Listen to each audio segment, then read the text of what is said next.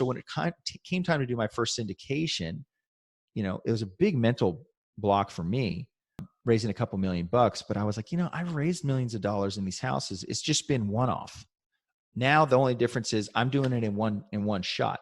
Now there were certainly other differences. It was equity instead of debt, so there's differences there. But in terms of actually raising capital, multi-million-dollar capital raise, I had that experience of, I haven't done a multifamily project this size, but I've done small multifamily and I've done all these houses and I've borrowed a lot of people's money and always taking good care of it. It was almost like I needed to convince myself, the standard was so high for managing their money.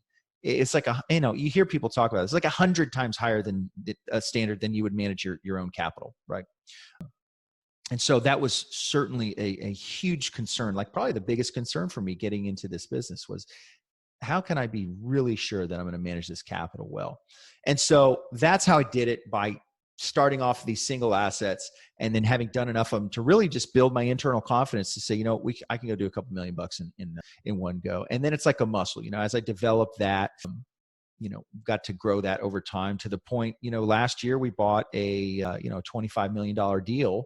And that was just kind of a natural progression over the years of doing that process.